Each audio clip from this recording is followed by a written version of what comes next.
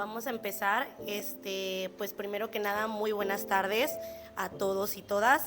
Sean bienvenidos a este conversatorio titulado Psicología, Psicoanálisis y un encuentro de saberes.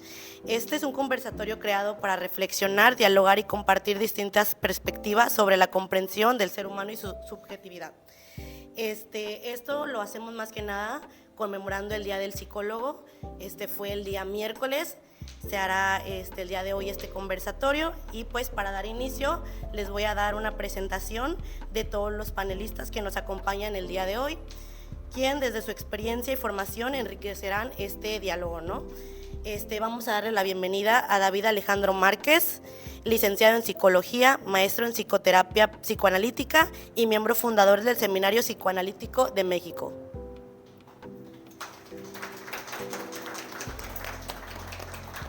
Recibimos también a Cristel Concepción Villarreal Ríos, licenciada en Psicología, maestría en Psicoanálisis y miembro fundador de Parlet. Nos acompaña también Julio Contreras Pérez, licenciado en Psicología con formación en Terapia Familiar, estudios de doctorado y catedrático de la Universidad Autónoma de Tamaulipas. Finalmente, también le queremos dar la bienvenida al doctor Héctor Torres, psicólogo, filósofo, escritor y miembro de Trípode. Pues agradecemos profundamente su presencia y su disposición para compartir sus conocimientos. Para dar continuidad con este encuentro, vamos a dar una serie de preguntas y las van a responder nuestros panelistas.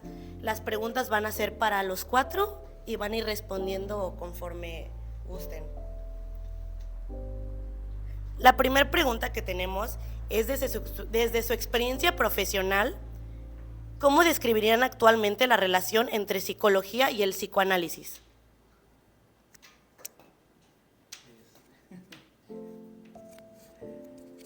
Pues, a ver, me parece que podría pensar primeramente en la importancia que tiene el psicoanálisis para la psicología, ¿no? Porque, y pensar sobre todo, o sea, que si vemos los libros de psicología, de psicoterapia, siempre aparece en los primeros capítulos el psicoanálisis. Y me parece que esto es porque no han podido pasar por alto ni tampoco se ha podido desechar la noción del inconsciente.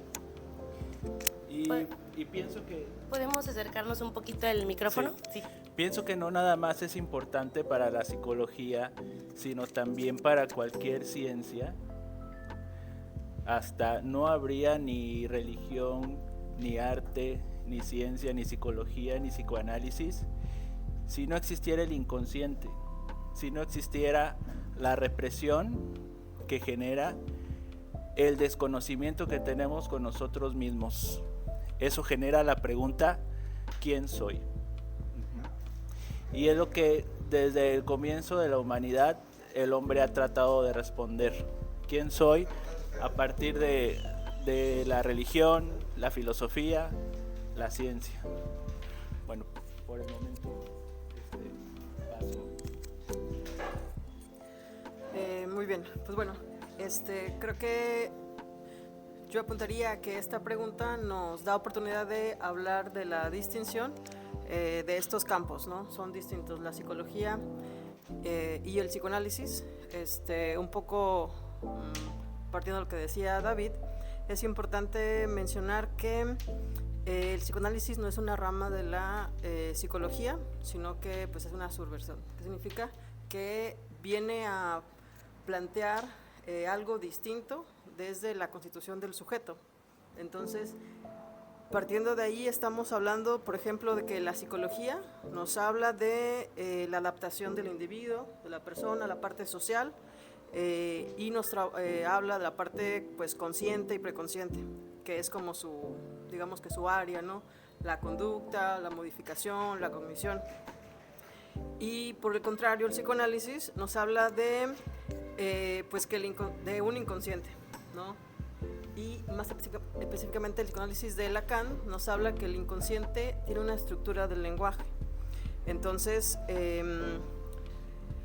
esto ya nos habla de que hay un sujeto dividido, ¿no? Ya hay un sujeto, como decía, por ejemplo, Freud, que se descubre el inconsciente, entonces el sujeto ya no es amo en su propia casa. Entonces ya ahí tenemos algo completamente diferente, lo que es la psicología y el psicoanálisis. Y pues también importante mencionar que el psicoanálisis tiene una estructura epistemológica muy diferente a la psicología, ¿no? Y ya por último mencionar que pues, la psicología sí busca esa normalización, a diferencia del psicoanálisis que busca algo diferente en relación al sujeto, ¿no? Que el sujeto pues cuestione su goce, que pueda también cuestionar su división. A mí me parece que en los tiempos que corren, una de las grandes dificultades de la psicología, primero, es el afrontamiento de la contemporaneidad a partir de las lógicas universitarias. Creo que el acaparamiento que tiene la universidad de los conceptos, sobre todo ahora que estamos en esta época de la evidencia, pues ha dificultado en buena medida el abordaje de la subjetividad humana. Hasta parece que estamos como enajenando esta forma de lectura del sujeto y pues esto dificulta en buena medida la manera en que trabajamos con la clínica, por un lado. Por otro lado, me parece que esta emancipación de la psiquiatría también es importante y estos cambios en el contexto que tienen que ver, por ejemplo, con los manuales de diagnóstico y con las formalidades de los discursos, pues están como dándole respuesta a estas necesidades que habíamos estado leyendo ya hace muchos años, ¿no? Y que Freud pudo ver con bastante anticipación desde 1900. Entonces, bueno, hoy más que nunca es importante que se hable en la psicología también de psicoanálisis, aunque sepamos que son saberes distintos. Hacerlo en la universidad ha permitido construir espacios justo como ¿no? En el que jóvenes estudiantes están interesados por el estudio del inconsciente, conocer los textos freudianos y en alguna medida también los lacanianos. Creo que ahí es donde radica pues, esta relación entre psicología y psicoanálisis, justo en los puntos de convergencia y disipando un poquito las diferencias. Creo que ahí es de donde debemos partir.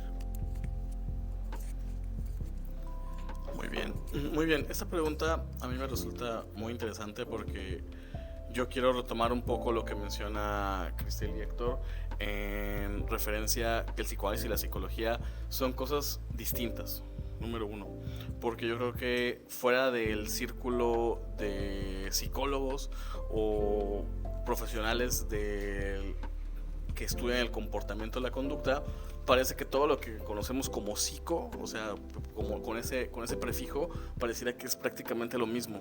Sin embargo, sí hay una diferenciación bien importante. Fíjense, yo creo que las personas que han sido alumnos o alumnas mías saben que yo soy el hater número uno de la psicología. La verdad, o sea, yo creo que falta mucha crítica. O sea, fíjense que dentro de la misma psicología falta muchísima crítica. O sea, creo que hace falta realmente redefinir qué hacemos como psicólogos, porque hay tantas cosas que se entienden como psicología que pragmáticamente son totalmente distintas. O sea, creo que a veces navegamos como psicólogos, como psicólogas, sin un rumbo fijo.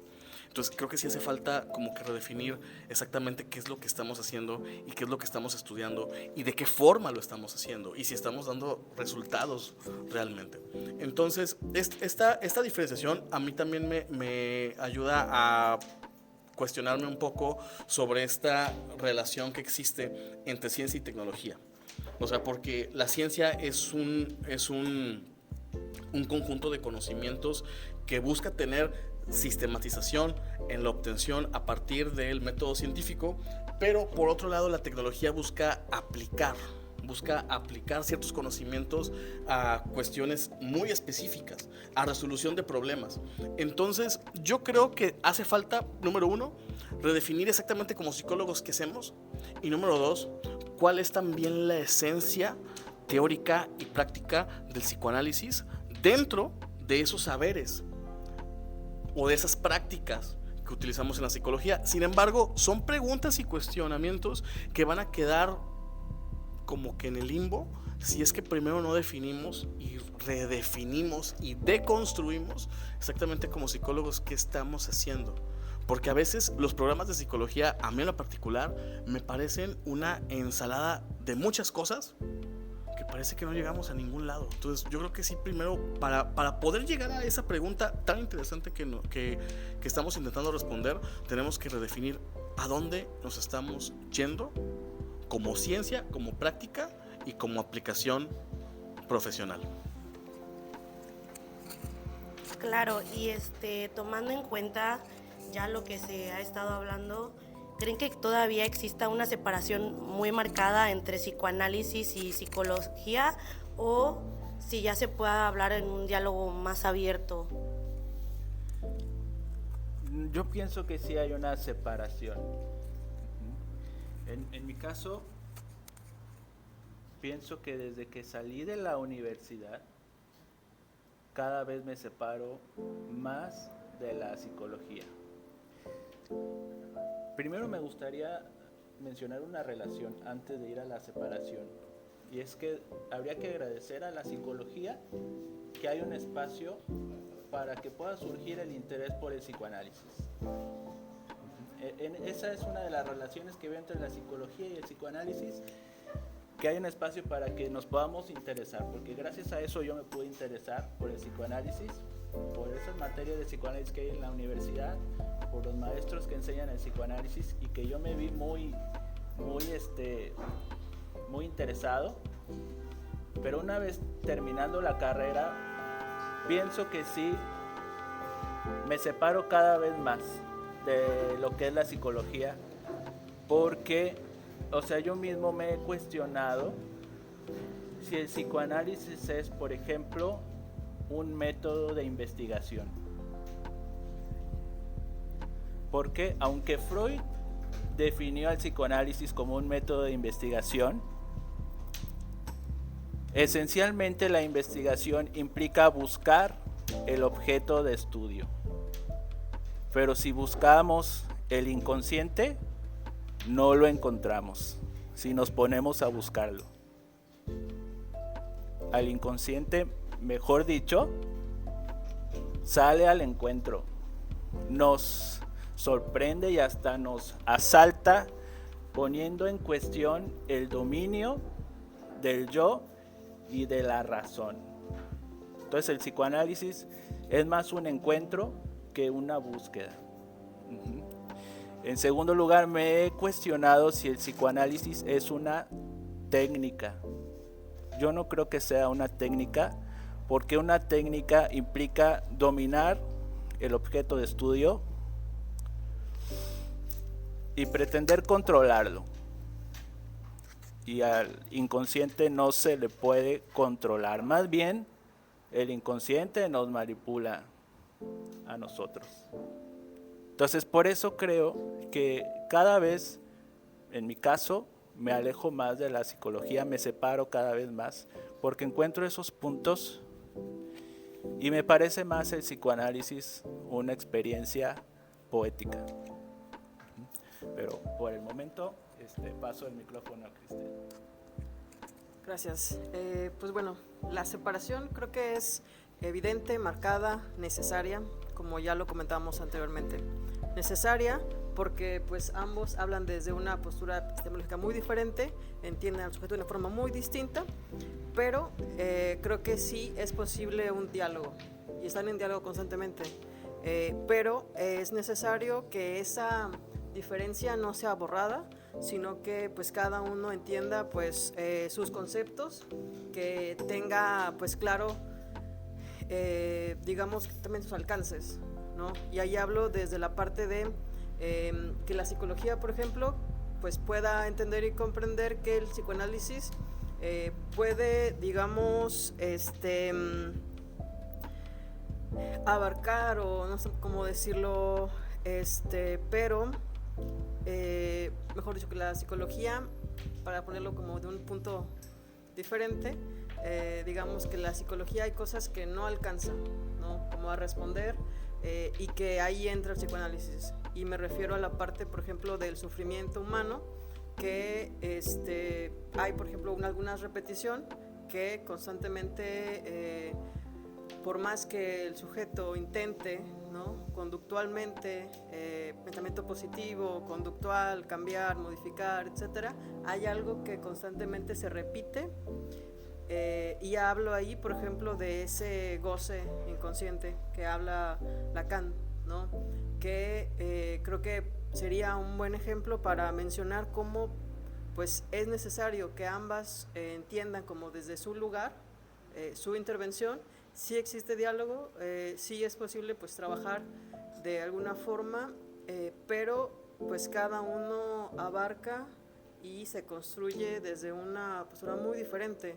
Por eso, pues, es importante que no se desvíe esa parte teórica, pero que se comprenda, pues, cada uno desde dónde se está hablando.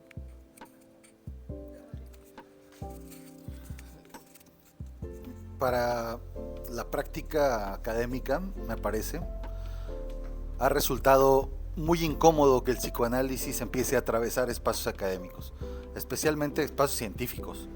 Y con esto me arriesgo un poco, porque hay lugares del psicoanálisis donde no se habla de ciencia o no se piensa la ciencia como parte de la práctica psicoanalítica.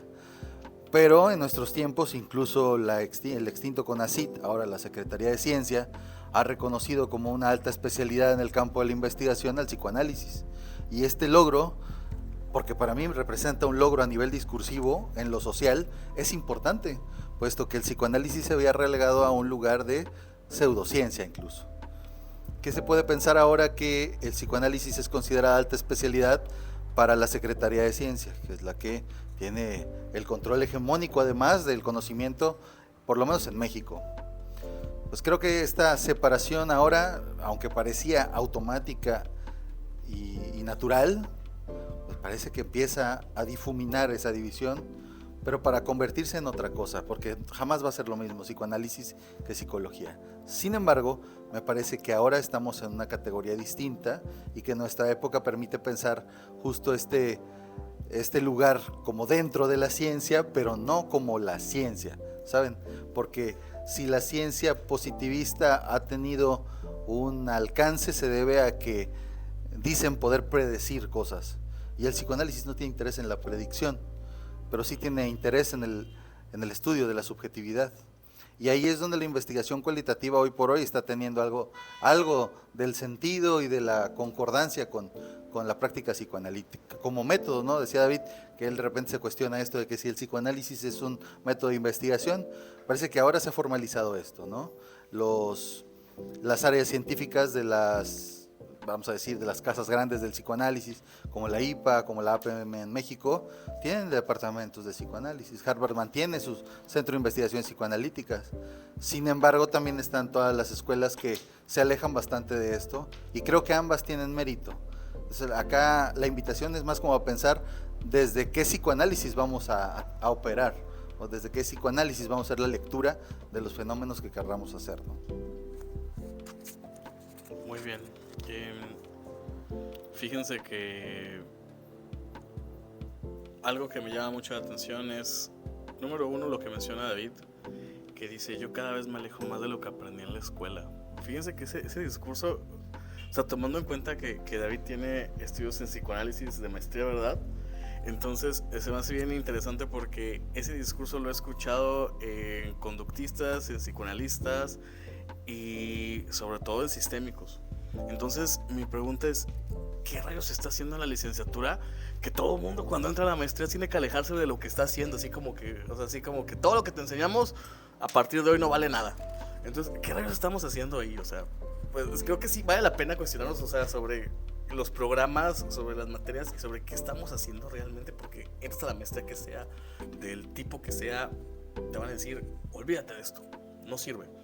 Pero bueno, algo que me llama mucho la atención lo que menciona Héctor es que dentro de la subjetividad, la experiencia humana a la hora de desarrollarla a partir del lenguaje es subjetiva totalmente. Entonces, mi pregunta es, ¿vale la pena realmente que la experiencia humana sea entendida científicamente? O sea, porque yo en lo particular sí creo que la psicología debe ser ciencia, yo desde mi perspectiva, pero también digo, o sea, la ciencia no es el único saber que existe, no es la única manera de desarrollar ni construir información, o sea, porque a veces tenemos como que una idea muy, o sea, como si la ciencia fuera lo máximo a la hora de construcción de discurso, a la hora de construcción de conocimiento, pero la misma historia humana, o sea, el desarrollo, porque los que somos clínicos trabajamos con historias, no con hechos. O sea, a mí cuando va una pareja conmigo en mi consultorio y me dice, peleamos toda la noche, no me invitan a una máquina del tiempo al pasado a ver los rounds que se aventaron. O sea, lo que me comparten es una historia. Y la historia es una narración. Y la narración, al ser una construcción lingüística, es subjetiva totalmente. Entonces, mi pregunta es, ¿realmente vale la pena que todo lo que entendemos como construcción y estudio del ser humano tenga que ser entendido científicamente? O sea, eso es lo que a mí en lo particular me llama mucho la atención y me hace cuestionarme. Yo creo que incluso ahorita en esta pregunta que trata la división entre psicología y psicoanálisis, yo creo que incluso podemos hacer más divisiones porque es psicología, psicoanálisis, psicoterapia y más cosas. Entonces, realmente no estamos hablando desde las mismas perspectivas epistemológicas y no estamos hablando desde el mismo entendimiento y aplicación de, aunque sea el mismo fenómeno, yo lo voy a entender de manera distinta. Entonces, yo creo que sí valdría la pena cuestionarnos, ¿nos sirve que sean entendidos desde teorías iguales o no? Yo pienso que no. O sea, yo pienso que sí tiene que haber como que esa distinción y que también tomar en cuenta algo, o sea, el mérito, o sea, el psicoanálisis tiene una influencia en la psicología muy importante, pero también tomemos en cuenta algo. O sea, la psicología que existía cuando se inventó el psicoanálisis, estamos hablando de la psicología de Wilhelm Wundt, que era como que vete a correr y dime cuánto tiempo hiciste y qué sentiste. O sea, realmente no era la gran cosa. Entonces, ¿a dónde estamos yendo con los saberes? A través del entendimiento de la subjetividad del ser humano. Pero bueno, por lo pronto es todo. Bueno, tomando en cuenta esta separación, ¿qué aportes fundamentales consideran que el psicoanálisis ha brindado al desarrollo de la psicología contemporánea?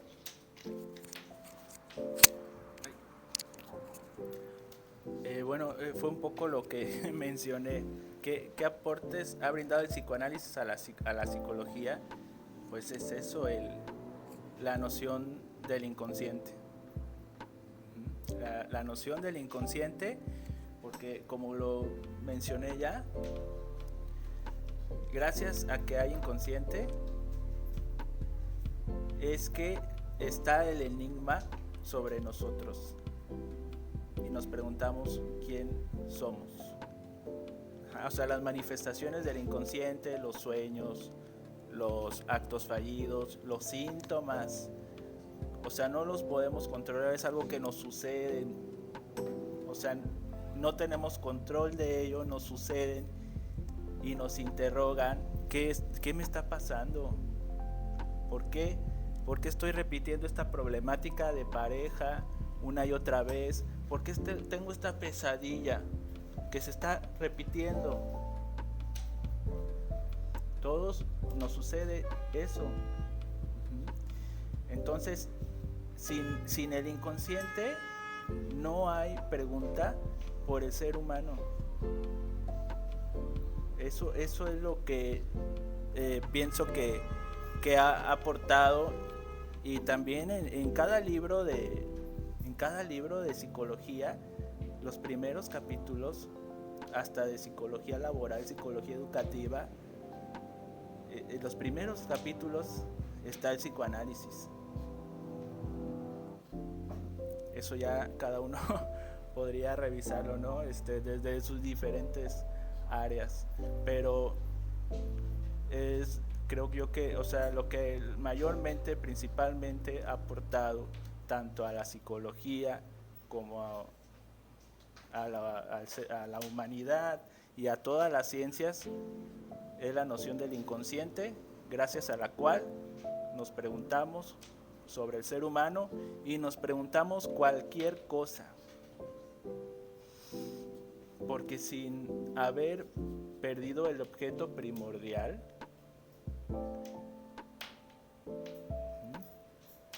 sin esa falta, sin la represión, no hay pregunta, no hay curiosidad. Por el momento es todo. Gracias. Pues bueno, coincido con David en los conceptos, que el psicoanálisis pues ha brindado a este desarrollo de la psicología. Para no repetirlos, mencionaré puntualmente que, por ejemplo, en el caso del inconsciente, la diferencia o este aporte es que el inconsciente no es aquello nada más reprimido, profundo.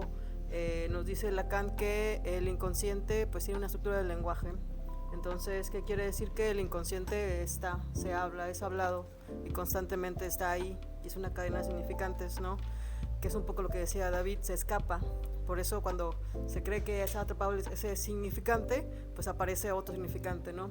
Y ahí es donde constantemente aparece esta como metáfora, ¿no? Constantemente avanza y es toda una cadena que estructura justamente eso. Otro aporte importante, que de alguna forma lo han mencionado, es la parte de la escucha clínica, la parte de, pues ustedes saben cómo surge este psicoanálisis, ¿no? Freud escuchando el discurso histérico y ese discurso que le dice que quiere ser escuchado, ¿no? Que le dicen pues que en lugar de hipnosis quiere hablar, ¿no? Entonces creo que uno de los aportes importantes es ese también, el escuchar más allá, el crear una escucha clínica. Y pues esto ambos nos marca, como mencioné antes, ¿no? La división subjetiva, que es lo que hemos estado mencionando, que es pues básicamente lo que nombraba hace rato, de que el sujeto, ¿no? El individuo no es dueño de su propia casa, y le hago la diferencia porque pues hablar de sujeto es distinto, ¿no? En psicoanálisis el sujeto es algo que es creado, no es algo que es que la persona en sí pues sea ya un sujeto, y por eso se cuestiona justamente eso, ¿no? El ser, el sujeto, y pues que parte de toda esa estructura del inconsciente. A mí me parece que una de las aportaciones centrales del psicoanálisis es la de un lugar. Para la psicología resulta, en el ámbito psicológico, en las escuelas de psicología, representa un lugar. Por ejemplo, hay discursos muy curiosos en los que los estudiantes dicen que el psicoanálisis es muy difícil, porque sus propios docentes, sus maestros les dicen que el psicoanálisis es algo difícil, complicado, largo, tedioso, pero al mismo tiempo es juzgado de pseudociencia. Entonces, pues no podría ser tan difícil, ¿no? Es ese lugar paradójico, me parece, es uno dentro del discurso universitario de la psicología, pero también hay otros discursos en los que el lugar de la psicología adquiere justo lugar por el psicoanálisis. Por ejemplo, si ustedes van a una facultad de medicina y le preguntan a los chicos qué saben de psicología, en su materia de psicología médica les enseñan el ello, el yo, el superyo, el inconsciente. Y en psiquiatría también. Y ese es un lugar desde donde, por ejemplo, los médicos ubican a la psicología, sin saber, claro, por su corte formativo, que de lo que están hablando es de psicoanálisis. Entonces, en buena medida, los conceptos psicoanalíticos han ayudado a que la psicología se posicione en algunos otros sitios fuera de la propia psicología. Esto a lo mejor podría ser cuestionable como positivo dentro de las aportaciones que hace el psicoanálisis a la psicología, pero ese lugar es algo que el psicoanálisis ha hecho, aperturar discursos, porque para formarse como psicoanalistas hoy no hay que ser médicos como en el tiempo de Freud. Incluso no se necesita ser psicólogo particularmente para ser psicoanalista. Tenemos psicoanalistas que son pedagogos y unos muy famosos, por cierto. Otros que son filósofos, otros que son antropólogos. Y hay algunos que son hasta sociólogos y se forman como psicoanalistas porque pues no es un discurso psicológico como tal. Entonces creo que ese lugar que el psicoanálisis ha permitido que la psicología encuentre tiene que ver con una de las principales aportaciones, por un lado. Y fuera del lugar, en el ámbito científico, me parece que el psicoanálisis le ha dado a la psicología, como por mera contingencia, por cierto, el lugar para estudiar los fenómenos cualitativos. Los estudios longitudinales que el psicoanálisis hace son por excelencia los casos clínicos sólidos, los que han traído hasta nuestros días al psicoanálisis a un lugar de saber, vamos a decir científico, ¿no? Aunque no me encante el término o no me encante decirlo así, pero si hay estudios longitudinales que han tenido resultados contundentes en la efectividad de los tratamientos, por ejemplo, pues son los de naturaleza de epistemología psicoanalítica o de fundamentación teórica desde el psicoanálisis. Creo que con esos dos tenemos también algo que ofrecer a la psicología de nuestros tiempos como aportación. Muy bien. Algo que me llama mucho la atención de lo que menciona Héctor es cómo para ser psicoanalista no necesitas ser psicólogo, y lo mismo pasa para ser psicoterapeuta, tampoco necesitas ser psicólogo. Entonces yo creo que por eso la psicología merece encontrar su propia esencia e identidad, que hoy por hoy no la tiene. Pero bueno, nada más para cómo decirlo. Pero fíjense, ¿cuál es la aportación principal del psicoanálisis a la psicología? Bueno, yo creo que es contestar a la pregunta, una pregunta tan importante y tan valiosa que por 2000 años de saberes nunca nadie se contestó ni se cuestionó de manera formal, y es ¿por qué nos comportamos como nos comportamos? Es una pregunta tan importante y es tan simple que por 2000 años de conocimiento filosófico y científico nadie se preguntó. Fíjense cómo, o sea, partiendo desde un conocimiento eurocéntrico, partiendo desde los filósofos griegos, cómo de ahí parten todo el análisis y conocimiento en química, filosofía, biología, medicina y un gran etcétera. Y cómo a partir de ahí se empieza a desarrollar todo el conocimiento científico y filosófico que tenemos. Y nunca nadie se preguntó, o sea, créanme que nadie dijo, ¿por qué nos comportamos como nos comportamos? Porque fíjense cómo incluso hasta todavía aproximadamente 1850, 70, 80, la teoría que utilizábamos para entender el comportamiento humano era la teoría de los 4 humores. O sea, y obviamente sabemos que esta teoría pues no tiene ningún sentido empírico ni epistemológico, pero era la teoría que los médicos, incluso los médicos utilizaban y decían, sácale sangre, estaba bien medio extraña, sácale sangre, métele sangre, o sea, como que una onda bien extraña. Y no fue hasta que llegó Freud que hizo un entendimiento mucho más complejo e integral del entendimiento del ser humano, de decir, ok, alguien se comporta así por aspectos familiares, relacionales, de infancia, o sea, no fue hasta ese momento que nadie le había dado la complejidad y el interés a esa pregunta. O sea, para mí esa pregunta es una pregunta esencial, pero nunca nadie se la hizo. O sea, yo creo que vale la pena preguntarnos, ¿por qué nunca a nadie le interesó por qué nos comportábamos como nos comportábamos? Siempre alrededor de esa pregunta ha habido explicaciones demonológicas, esotéricas, religiosas, pero nunca científicas, empíricas, ni filosóficas, hasta Freud. Entonces, Freud le regaló a la psicología la pregunta sobre la que la psicología se puede desarrollar y construir en toda su historia contemporánea. En un contexto donde predomina la rapidez y la inmediatez, ¿qué lugar ocupa la escucha clínica profunda propuesta por el psicoanálisis?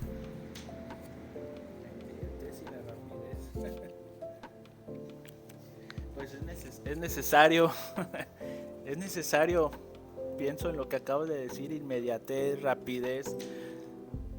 precisamente va en contra de tomarse un tiempo para pensar en lo que nos sucede, ¿no? Y es muy necesario. ¿Qué lugar ocupa? Me parece que cada vez se da menos importancia a la palabra. En esta inmediatez y también en esta, en esta época de celulares y pantallas, también, vemos cada vez más familias en un restaurante, todos con el celular, ¿sí? Vemos adolescentes muy desvelados en la escuela, que no durmieron en la noche y están durmiéndose en la escuela donde estuvieron jugando toda la noche, y ahí se pierde la posibilidad de que entre padre e hijo haya comunicación, porque hay un exceso de videojuegos, de pantallas, de redes sociales. Y entonces cada vez pierde importancia la palabra, y me parece que deberíamos de darle más importancia a la palabra, a la interacción, porque la palabra es, digamos, la materialidad con la que trabaja el psicoanálisis. Y me parece muy necesaria en la sociedad también. Fíjense que al hablar de inmediatez, ¿qué estamos hablando, no? Como mencionaba David, hablamos de la cultura de la urgencia. Pocas sesiones, rápido, cuantificable, medible, que el síntoma se disuelva, ¿no? Que desaparezca eso, que de alguna forma está como aquejando a la persona, ¿no? Que se disuelva esa parte. Entonces, creo que aquí el psicoanálisis tiene una postura pues distinta, radical, en el sentido de que no se trata de solucionar rápido, no se trata de eso, ya que como nos dice Lacan en el seminario, en Escritos 1, el síntoma es una metáfora. Cuando hablamos, Sartre mencionaba, ¿no?, sobre el inconsciente con estructura del lenguaje, y como ese inconsciente que pues aparece esa metáfora. Y una metáfora, ese inconsciente sería los síntomas. Entonces, ese síntoma no puede ser resuelto o disuelto con un medicamento ansiolítico, antidepresivo y demás, sino se usa, o tampoco una técnica, por ejemplo, de regulación emocional, en donde tiene que con pocas sesiones se vaya regularizando, adaptando o modificando. Sabemos que el síntoma cambia, ¿no? Existe esta parte, ¿no?, que, como hace rato mencionaba, el inconsciente pues constantemente está, y si no pues se aborda en ese sentido, aparece de otra forma. Entonces, no se trata de solucionar de una forma rápida, sino permitir y dar lugar a que ese inconsciente se despliegue, darle lugar a que pues el sujeto sea cuestionado, y de esta forma que el sufrimiento humano tenga una escucha distinta. Y ya no hablamos ahí de esa parte de responder a este discurso capitalista, en donde lo que necesitan que no haya síntoma, que en poco tiempo desaparezca ese síntoma, ¿no? Hablemos de depresión, ansiedad o cualquier síntoma. Entonces, ya el psicoanálisis lo que está aportando es pues una escucha distinta, y que se trabaje desde el inconsciente. Claro. Creo que concordamos en esta parte, justo porque si Freud trae algo a colación es preguntar. Me parece que yo pensaría que es la primera vez que formalmente se le pregunta al paciente qué tiene que decir, qué siente, qué piensa, cómo lo siente, cómo lo piensa, y empezar desde ahí, en lugar desde la teorización, como la mayoría de las psicologías, pues claro que va a proponer un escenario diferente, ¿no? Me parece que la palabra central es responsabilidad, porque el psicoanálisis no busca liberarte de la responsabilidad, por el contrario, me parece que en psicoanálisis uno lo que va haciendo es hacerse responsable de ese goce que aparece ahí y que empuja desde atrás. Muchas veces escucho que las personas que van a terapia, voy a decir terapia en general, dicen cosas como, mi psicólogo me dijo que, y entonces justifican una acción, ¿no? Mi psicólogo me dijo que yo viera por mí, o sea, que dejara de pensar en los demás, y por eso me lo robé, ¿no? Por ejemplo. O es que mi psicóloga me dijo que ya no te hable. Qué fácil, ¿no? Porque entonces la responsabilidad no es mía, parece que la responsabilidad es de la psicóloga o del psicólogo. Y en análisis no pasa eso, en análisis uno va y encuentra cosas que incomodan, pero que al mismo tiempo nos van responsabilizando en cierta forma, ¿no? Y a partir de ahí vamos haciendo algo con eso del goce que entonces ya no repite lo que nos viene haciendo daño. También creo que cuando se piensa en psicología tiene que estar ligado al corte psiquiátrico, o sea, patologizado, ¿no? Incluso hay materias como psicopatología en psicología, donde lo que te enseñan son los trastornos y cómo se clasifican. Y entonces yo escucho también a los estudiantes y a la gente que conoce del asunto, que dice cosas como, mira, yo soy ese, yo soy obsesivo compulsivo, ¿no? Yo soy un TLP que está muy de moda y que parece gustar mucho a las juventudes además, porque medio mundo se autodiagnostica con TLP y cuando ni existía el TLP hace algunos años. Vemos, o sea, esa diferencia. El psicoanálisis no lee psicopatología así, o sea, nosotros lo leemos a nivel estructural y sí tiene nombre, pero no es un nombre que estigmatice como trastorno, más bien como que da una explicación de por qué uno u otro fenómeno.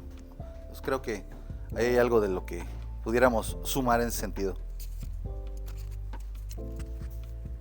Sí, yo creo que hay como trastornos preferidos para autodiagnosticarse y trastornos preferidos para diagnosticar a otros, ¿no? Porque todos tenemos al novio o exnovia narcisista, ¿verdad? Pero nosotros somos autistas o TDA, seguro. Entonces, o sea, como que sí parte de este punto. Y yo creo que aquí en esta pregunta podemos entender la relación entre psicoanálisis, pero principalmente con psicoterapia, ¿no? Porque lo que tenemos como terapia o psicoterapia parte de la idea de lo que Freud hizo. O sea, lo que Freud empezó a hacer como psicoanálisis es la base de lo que actualmente, muchos años después, se sigue haciendo como terapia en cualquier tipo de sus denominaciones, categorías, epistemologías, etc. O sea, siempre partimos de la misma idea, de hablar en relación a algún síntoma, malestar o sufrimiento humano en general. Entonces, eso sí me resulta como que un ejercicio de intersubjetividad. O sea, porque existe el consultante en este caso y el analista o terapeuta o analista conductual, psicoterapeuta, como quieran llamarle, que entonces entre las dos personas empiezan a darle un sentido principalmente lingüístico a lo que está viviendo la persona. Entonces de ahí como que surge esta parte de la escucha, del entendimiento, pero sobre todo yo le diría la intersubjetividad. O sea, como que algo muy, muy valioso, porque creo que en un evento como ahorita estamos viviendo, hipermodernidad, hipercapitalismo, hiperindividualismo, o sea, claro que todos nuestros problemas los cargamos nosotros, nosotras mismas, así de que no le cuento todo esto a nadie. Entonces de repente llegas con una persona y puedes hablar de todo este problema, de toda esta problemática desde una perspectiva tranquila. Y fíjense que eso yo creo que en el hipercapitalismo que estamos viviendo ahorita, donde todo se capitaliza, incluso las relaciones humanas, la psicoterapia empieza a tener mucho auge, porque te brinda algo que nadie más te va a brindar, obviamente cobrándote. O sea, porque si vas con tu mejor amigo o tu mejor amiga, con tu mamá, con tu hermano y le dices, oye, ¿sabes qué? Es que estoy pensando en regresar con mi ex, no te van a bajar de tonto, tonta, ¿verdad? O sea, entonces tú vas con alguien que le pagas y te dice y te habla desde no juzgarte, desde escucharte sin ningún prejuicio ni nada, y eso creo que es algo que normalmente, o sea, rescatando un poco lo que también decía David, de que ahorita vivimos todos en una pantalla y en todo eso, o sea, realmente creo que vivimos en una época con tan poca humanidad, que la poca humanidad que podemos obtener, la compramos en psicoterapia. O sea, porque la humanidad que mi hermano me va a dar, ni mi mejor amigo me va a dar, me la va a dar mi psicólogo, pues sí, por 700, 800 pesos, pero me la va a dar. Entonces yo creo que también es importante tomar en cuenta eso. Bueno, pues tomando en cuenta lo que se ha comentado, ¿cómo puede construirse un trabajo interdisciplinario entre las distintas corrientes psicológicas sin perder la identidad de cada una? Entre las distintas. Yo la verdad preferiría no responder esa pregunta porque, como mencioné, de verdad, o sea, yo me siento cada vez más alejado de la psicología como para poder responder cómo trabajar de manera interdisciplinaria. Así que paso el micrófono a Cristel.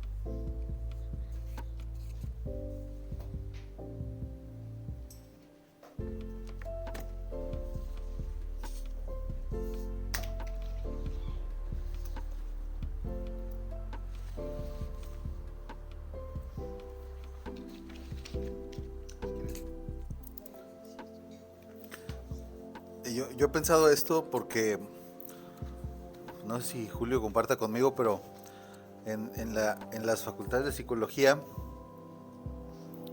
existe todavía un mal, un mal que es esto de, ya ni me acuerdo cómo le llaman, que saben de todo según los eclécticos, y que entonces es que cuando un paciente llega con problemas de la infancia, pues psicoanálisis. Pero si el paciente trae problemas con mamá, papá y la familia, pues más sistémico, ¿no? Pero si, me explico. Y este enfoque, que no creo que sea un enfoque, más bien parece un desenfoque de lo que la psicología debe hacer, pues genera no solo confusión, sino también problemas clínicos reales. Porque imagínense los efectos tras una ética de esta naturaleza en un paciente que llega sumamente angustiado a consulta, por ejemplo. Por otro lado, en lo que no estoy en desacuerdo es el trabajo no de muchas teorías, así, no del eclecticismo, pero sí de la multidisciplinariedad. Porque hay instituciones que utilizan la multidisciplinariedad con una ética muy fina, una posición ética fina. Pienso en Médicos Sin Fronteras, por ejemplo, que abordan escenarios de alto nivel de conflicto con violencia que para nosotros podía ser incluso inimaginable, desde una óptica multidisciplinaria, en donde a los chicos se les enseña a leer y escribir porque han sido privados de este derecho, así como se les permite la terapia de juego con analistas infantiles, pero también tienen trabajo psicopedagógico en donde encuentran sus dificultades para aprender y abordan desde ahí el asunto, ¿saben? Y también los trabajadores sociales hacen tu trabajo. Entonces yo creo que el trabajo multidisciplinario es posible y de hecho es necesario. En muchas prisiones en México, los que dirigen los grupos de terapia grupal son psicoanalistas. Y esto se debe, me imagino, a que los líderes están viendo pues la diferencia de los efectos, ¿no? En una época de la inmediatez de los resultados, parece que las corrientes que dan o supuestamente dan resultados inmediatos no están haciendo trabajos que configuren resultados permanentes. Y si algo tiene el psicoanálisis es que de manera muy simple pues va de alguna manera buscando raíces del asunto. Y cuando eso se logra, los efectos, según lo que hemos estado descubriendo en los últimos años, pues son incluso hasta permanentes, ¿no? Digo, sería difícil decir permanentes, sería caer en ese positivismo del que tanto nos quejamos, pero por lo menos estamos observando que después de ciertos años tienen efectos como más consolidados, ¿no? que otras posiciones teóricas. Bien, solo subrayar algunas cosas importantes. Me parece, coincido con Héctor en relación a que es posible esta cuestión de trabajo interdisciplinario, pero hay que recordar lo que hemos mencionado sobre esta claridad epistemológica, ¿no? Cada uno tiene un fundamento muy distinto, entonces también, como lo he mencionado antes, pues reconoce sus límites. Como lo mencionaba hace rato, ¿no? La psicología tiene que reconocer los límites, por ejemplo, respecto al sufrimiento humano y a estas preguntas que no alcanza a cuestionar o a entender y que este diálogo es también necesario en algunas áreas, como ya ahorita mencionaba Héctor, pero este diálogo no tiene que ser fusional, o sea, no tiene que hacerse como esta mezcla, como bien menciona, sino que tiene cada uno que abordar y pues desde su área complementar algunas cosas, ¿no? Trabajar desde su enfoque cada quien y no hacer esta mezcla de cosas, porque en realidad ahí ya no existiría como este fundamento epistemológico, ya no habría una dirección a la cura, por ejemplo, en psicoanálisis, ¿no? Ya habría otra cosa distinta, entonces, por ejemplo, la psicología obviamente pues trabaja esta parte pues de la conducta, la cognición, y como ya vimos, el inconsciente tiene una pregunta distinta para el sujeto, ¿no? El sujeto es cuestionado desde un lugar diferente, y desde ahí, claro, aparecen otras cosas. En el caso, por ejemplo, del psicoanálisis, lo que pudiera, digamos, tomar, por así decirlo, de la psicología es, por ejemplo, esta parte de desarrollo, el contexto social, ¿no? Como algunas cosas que pudieran dar algún contexto distinto, y pues poder ahondar y saber un poco más, pero recordemos que el enfoque en el psicoanálisis es totalmente distinto, pero es posible un diálogo cuando se trabaja pues cada quien, ¿no? Desde su área y aportando a eso. Y por ejemplo, la parte del psicoanálisis tiene una aportación muy distinta a la psicología.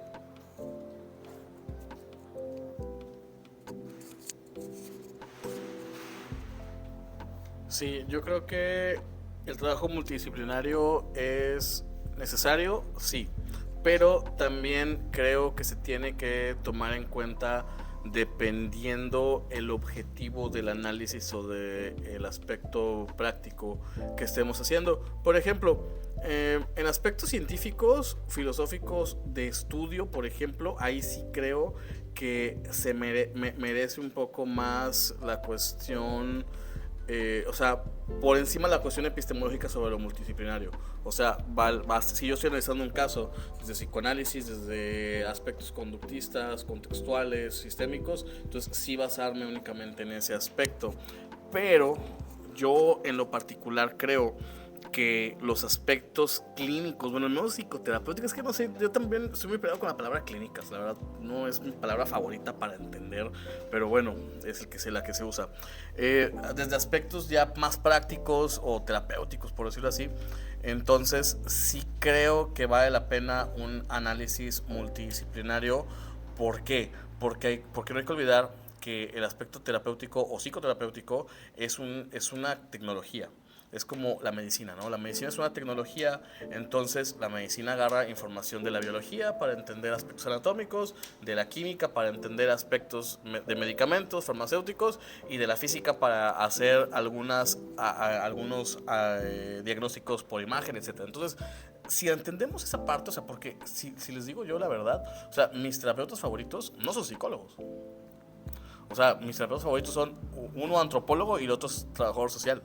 Entonces, yo sí creo que hay muchas cosas alrededor de lo que se puede analizar y entender de manera práctica.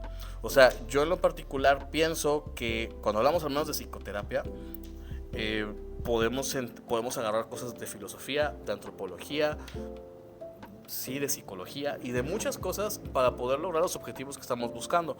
Entonces, sí merece la pena tal vez un análisis o una aplicación multidisciplinaria para poder llegar a las conclusiones y a los aspectos que estamos buscando. Porque, por ejemplo, si yo puedo dar un ejemplo desde mi perspectiva sistémica, porque uno de los principales autores sistémicos, que era el grupo de Milán, todos ellos desarrollaron su teoría, todos ellos eran psicoanalistas de formación. Entonces, en su primer artículo, que se llamaba Hipótesis, Circularidad y Neutralidad, hablaban de la importancia de la hipótesis para poder desarrollar un procedimiento terapéutico. Y también les quiero decir, ¿no? O sea, todos los procedimientos terapéuticos que ellos desarrollaban tenían un alto nivel de eficacia, de éxito terapéutico, como quieran llamarlo. O sea, también estoy como que a disposición de entender, de ponerle un mejor nombre que esos, pero bueno, es el nombre que se le daba. Y todos ellos eran psicoanalistas de profesión y obviamente a la hora de desarrollar hipótesis, las desarrollaban desde una epistemología psicoanalítica. O sea, cuando veían la dinámica familiar, entonces ellos aterrizaban desde un entendimiento psicoanalítico y luego utilizaban prácticas ya a lo mejor más enfocadas al aspecto sistémico o de la teoría general de los sistemas, pero primero la hipótesis la trabajaban desde una perspectiva psicoanalítica, porque obviamente les repito, todos ellos tenían una formación psicoanalítica y las intervenciones las hacían desde teoría general de los sistemas, entre otras cosas. Pero bueno, por eso creo que sí es necesario. Bueno, desde su perspectiva, ¿qué significa hoy ejercer la profesión de psicólogo en un contexto social atravesado por crisis emocionales y cambios constantes? Solamente el psicólogo, porque si es sobre el psicólogo no puedo responder. Pues igual desde el psicoanalista. A ver, ¿me puedes repetir la pregunta? Claro, desde su perspectiva, ¿qué significa ejercer la profesión de psicólogo en un contexto social atravesado por crisis emocionales y cambios constantes? En este caso del psicoanalista también. Pues me parece que pues, significa pues, brindar un espacio, sobre todo, y creo que pues, de ahí surgió el psicoanálisis también, a partir del malestar. A partir de lo que fue la histeria, ¿no? Yo creo que no digamos, si bien es cierto que tenemos diferentes preguntas sobre el ser humano, pero el psicoanálisis nace a partir de escuchar el malestar del ser humano, y creo que esa es su posibilidad mientras pueda generar ese espacio para poder escuchar. O sea, lo que descubrió Freud es que un síntoma es una manera de representar lo que se ha reprimido. Es eso digamos, nuestro malestar, ¿no? Una manera de representar lo que se ha reprimido. Entonces, siempre que haya ese espacio de escucha, ¿verdad? Pues el psicoanálisis tiene un lugar dentro de la sociedad. Bien, pues bueno, yo sobre esta pregunta quisiera mencionarles algo, y es que Lacan articuló claramente que el sujeto es efecto del discurso. Y aquí subrayo la palabra discurso. ¿Por qué? Porque el discurso es algo social. Y cuando hablamos de social, hablamos de época. Si bien, por ejemplo, ahora ya no tenemos estos casos clínicos de Freud en ese cuadro de histeria y obsesión, pero existen otros síntomas de la época, otros malestares, hay otros cambios, y justamente eso es por la parte social, por la parte de ese discurso que ahora existe. Y por ejemplo, uno que mencionaba hace rato es el discurso capitalista, que nos hablaba sobre esta cultura de la urgencia, el malestar, el quitarse esos síntomas de forma rápida, urgente. A veces personas que llegan y primera sesión, luego que preguntan cuándo se me va a quitar este síntoma, ansiedad, depresión, sufrimiento, etcétera, ¿cuándo? ¿No? En donde está esta demanda de urgencia, el psicoanálisis responde de una forma diferente, como les he mencionado anteriormente, ¿no? No responde a esa demanda en quitar ese síntoma inmediatamente, sino que da lugar a ese síntoma, escucha el síntoma. Entonces, nuestro es atravesado constantemente por el discurso de la época, por el malestar actual, contemporáneo, y pues todo el tiempo es atravesado. Ahora ya existen otros síntomas, ¿no?, más actuales. Incluso hay síntomas que aparecen como en esa pregunta que no hay ahí algo, ¿no? Un sufrimiento, ¿por qué? No se sabe. Una depresión, pero en donde ya no es como ese, sino como un vacío incluso. Entonces, creo que aquí el lugar justamente es desde ese escucha clínica, desde un lugar ético, en donde se le dé lugar a ese discurso, a ese deseo, que se escuche realmente el inconsciente. ¿Puedes repetir la pregunta, Nidia? Se me escapa una palabra. Claro.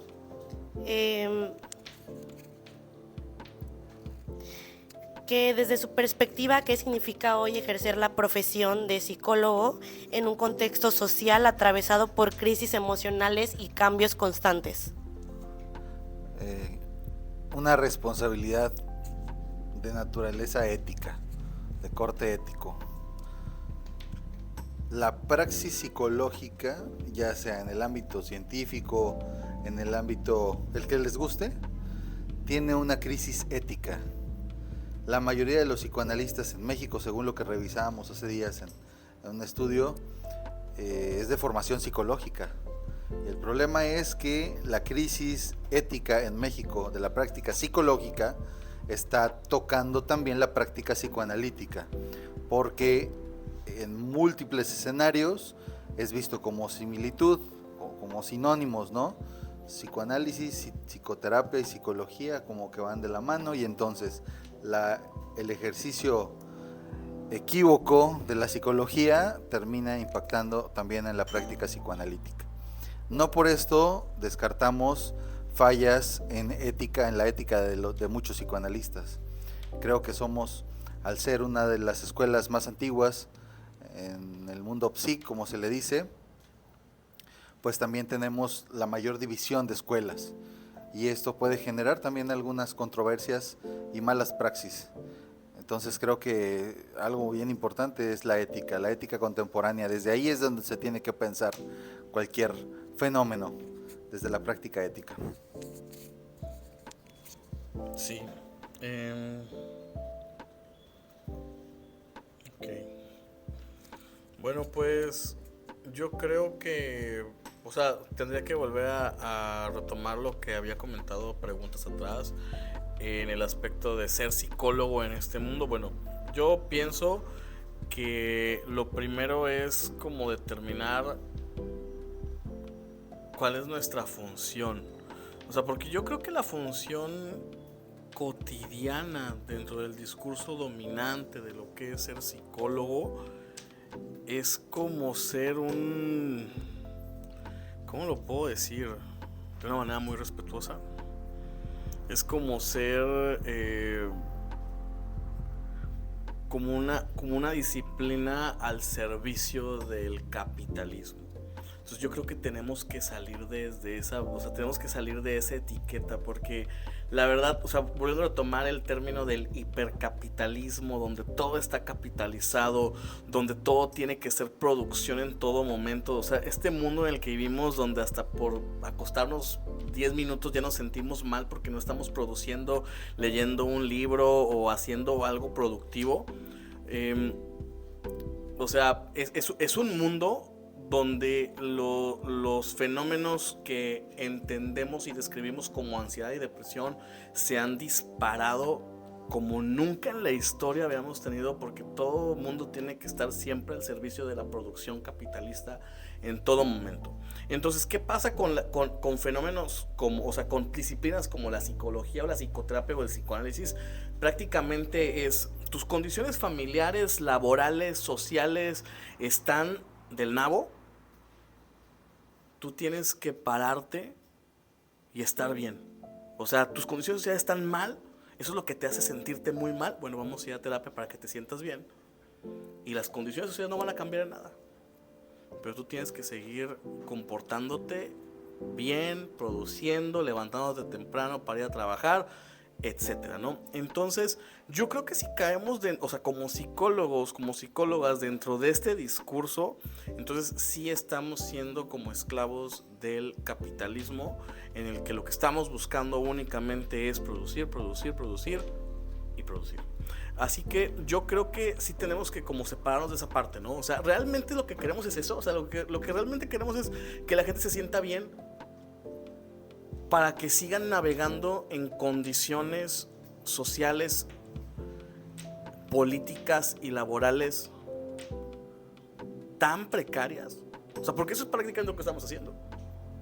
¿Queremos seguir haciendo eso?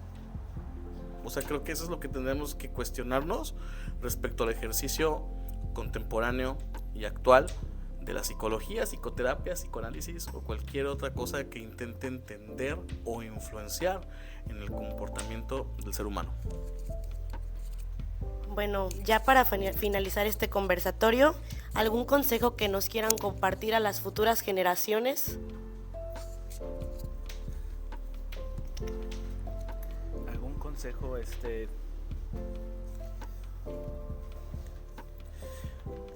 Me gustaría tomar alguna pregunta también que se condensa también, se podría condensar con esa. Se preguntaba también en el cuestionario, ¿qué se le diría a... Bueno, no me voy a concentrar en tu pregunta. A las nuevas generaciones, pienso por ejemplo en los jóvenes de Trípode, ¿no? Ahorita están en la universidad, entre un tumulto de orientaciones teóricas. Quizá hay un tumulto de orientaciones teóricas y se puede observar, eso lo pueden observar, que inclusive hay profesores en la universidad que están promocionando su orientación teórica y tratando también de desprestigiar a las demás. Hay otros que no se concentran en ninguna, no se abocan, y hay otros que se abocan a su orientación, se concentran en su trabajo sin estarse comparando con los demás, ¿no? O sea, se vive ese conflicto con los maestros, también con los compañeros, ¿verdad? Hay esa discusión, pero lo que yo me preguntaba a partir de esas preguntas, o sea, ¿qué es lo que hace que nos orientemos hacia una corriente u otra, ¿no? Y pienso que no es la razón, no es cuál tiene la verdad. En mi caso yo no me guié por preguntarme ¿qué corriente teórica tiene la verdad? A mí me gustó el psicoanálisis y en eso me enfoqué. Ese camino tomé, dije, yo quiero formarme en psicoanálisis.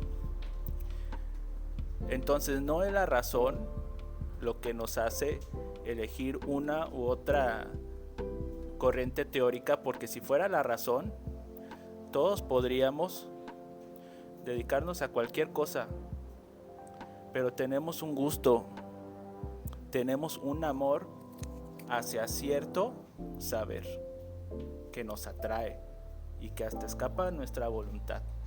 Hasta en eso el inconsciente está presente a la hora de elegir profesión, a la hora de elegir corriente teórica también. Les diría a los jóvenes de Trípode que si alguien está dudando sobre lo que a ustedes les gusta, les recomendaría responder que sus dudas no las sus dudas sobre la verdad del inconsciente del psicoanálisis no las traten de responder en los libros de psicología, porque son breves resúmenes más orientados a explicar que argumentar. Les recomendaría que si quieren poner a prueba la verdad del inconsciente, que lean a Freud de manera seria, ¿verdad? Si quieren poner a prueba de manera seria la verdad del inconsciente, que lean a Freud los trabajos sobre el inconsciente, que es la interpretación de los sueños, psicopatología de la vida cotidiana, etc. Y que sigan su camino a pesar de las críticas. Ese es el deseo. A pesar de que otros se opongan, ¿no? Y por último, acaba de mencionar el profesor hace un momento, eso a mí me llamó la atención, lo que mencionó, que dice, la ciencia no es la única manera de generar conocimiento, hasta el arte también es una manera de encontrarnos con un saber. O sea, no se pinta nada más por el placer de pintar, no se hace poesía, no, también es por encontrarse con un saber. Entonces, ¿por qué pienso en esto? Porque precisamente se busca el prestigio, se busca tener el prestigio de que algo sea científico. A mí realmente no me interesa tener el prestigio de la ciencia. Trato de hacer el mejor trabajo posible, trato de ser crítico con lo que hago, hasta cuando leo a Freud, con mi trabajo, pero no me interesa en sí que digan que estoy haciendo las cosas de manera científica. No me interesa ese ideal. Pues por el momento es lo que querría decir sobre eso. Bien, pues yo más allá que un consejo, invitaría a una reflexión. Y me parece que la reflexión necesaria aquí es hablar que pues la psicoterapia, el análisis, no es nada más algo meramente técnico, sino, pues como ya mencionamos antes, se habla desde una postura ética y también representa un acto político. Y algo importante sobre esto es que la formación nunca termina. ¿Qué significa? Que constantemente hay que estudiar, hay que leer a autores, ¿no? Y no nada más a Freud y a Lacan. Desde luego que son base y necesarios, pero por ejemplo Lacan en sus seminarios, él traía artículos, cosas de todo lo que pasaba en ese momento y de cualquier cosa, de arte, de cine, de política, filosofía, de todo. Y justo se dice que un psicoanalista debe de hablar y conocer el discurso social, ¿no? Lo que pasa, lo que acontece, conocer de todo. Y pues, puesto que el inconsciente no se agota, sino que existe este trabajo clínico, como ya les he mencionado antes, de este sujeto que está dividido. Y recordar la singularidad de esto, ¿no? No olvidar y no borrar justamente eso. Aprovecho los comentarios anteriores de mis compañeros para nada más puntualizar algo acerca de esta, hasta parece que de hecho ha sido una de las grandes interrogantes al psicoanálisis, ¿no? Pseudociencia, que si no es ciencia, entonces ¿qué es?, etcétera. Se ha cuestionado e incluso pues se ha intentado responder. Y creo que desde algunas posturas, por ejemplo, la postura que a mí me agrada más, que es la de Alfredo Wildenstein, y de toda la propuesta por Apola, Apertura para otro Lacan, que justamente es una lectura diferente a Lacan. Hay un gran... se esclarece bien esta parte, ¿no? ¿Por qué? Pues sabemos que la ciencia habla de esta falsabilidad, y la falsabilidad es una propuesta de Popper. Y lo que nos está diciendo Popper básicamente es que una ciencia tiene que ser comprobada, ¿no? Y mostrada a partir de esa experiencia experimental, ¿no? Pero pues este criterio popperiano no es el único de ciencia, ni el más adecuado en otras disciplinas, como la que nosotros acontece ahora, que es la singularidad del sujeto. Entonces, desde ahí estaríamos hablando de una cosa muy diferente. Es como si quisiéramos comparar, por ejemplo, ensayos clínicos o exigirle la física cuántica desde un sentido común que es explicada. Son dos lugares muy distintos y sobre esto quiero leerles una pequeña cita de Alfredo Wildenstein, que dice que el psicoanálisis no es una ciencia natural, es una ciencia de la singularidad, y la singularidad no se repite ni se replica, ¿no? Y como ya he mencionado en antes comentarios, el psicoanálisis tiene un estatuto epistemológico muy diferente, ¿no? Hablamos aquí, por ejemplo, de casos clínicos, de la singularidad de cada sujeto, de darle lugar justamente al sujeto del inconsciente.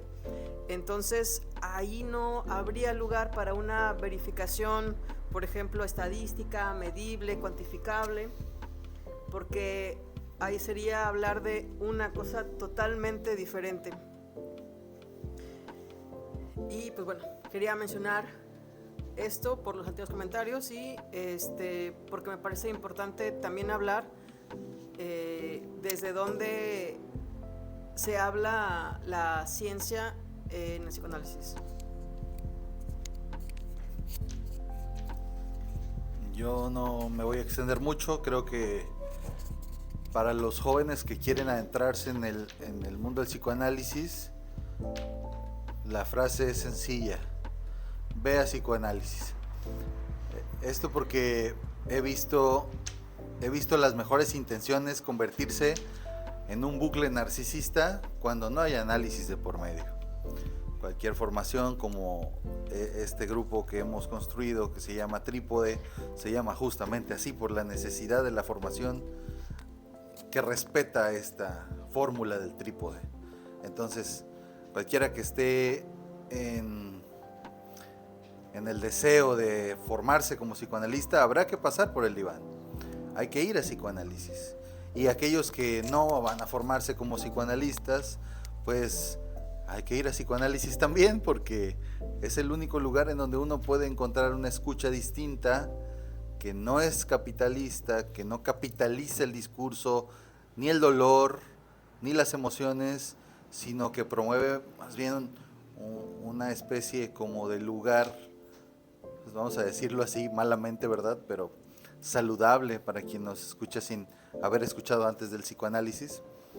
Un lugar en donde se puede decir algo con la certeza y la confianza de que quien escucha lo hace desde una posición ética. Por eso la invitación es a este lugar desde la ética siempre de la práctica psicoanalítica. hay que ir a psicoanálisis, ¿no? Independientemente de que algunos se aburran de leer a Freud, a Lacan y a todos los demás, pero ir a psicoanálisis sigue teniendo efectos y siempre los va a tener. Me parece que esa es algo que hoy en la mañana en una conferencia decíamos, pero es que todavía hay psicólogos que piensan que no tienen que ir a terapia, y sí, o sea, terapeutas que he escuchado, formados, que forman psicólogos, que dicen, yo soy terapeuta, yo no voy al psicólogo.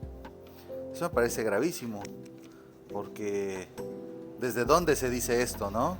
¿Y qué efectos tiene en sus pacientes también el hecho de que ellos no vayan a análisis o a terapia, por lo menos, o algún tipo de psicoterapia? Entonces hay que iniciar estos procesos y ya no hablamos de normalizar o no normalizar la psicoterapia o la terapia, o que si es para locos o que si no es para locos, o que para quién es. Vaya, todos necesitamos un lugar para hablar, incluso cuando vamos al doctor porque nos sentimos mal del estómago, cuando salimos de la consulta ya nos sentimos un poco mejor, solo porque el médico ya nos dijo qué nos vamos a tomar o qué nos vamos a inyectar. Eso tiene que ver con la palabra, no tiene que ver con el fármaco, incluso ni con la formación, sino con el lugar de donde se escucha y cómo se escucha.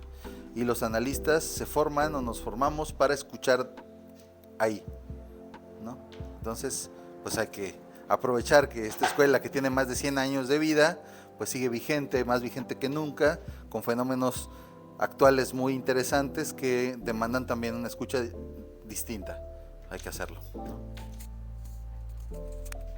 Yo creo que el consejo que podría ofrecer a estudiantes de psicología en general, pues es que hace falta encontrar, fíjense, yo creo que la psicología, al ser una ciencia relativamente nueva, porque es una ciencia que no tiene tantos años, la verdad, o sea, entendida como ciencia, entendida como disciplina, yo creo que hace falta encontrar la identidad y la esencia de lo que estamos haciendo, porque a mi punto de vista no la hay. A mi punto de vista no la hay, y es porque simplemente obtenemos la información a partir de un método de autoridad, ¿no? O sea, se presenta a alguien frente al aula y les dice, esto es rojo, y ya.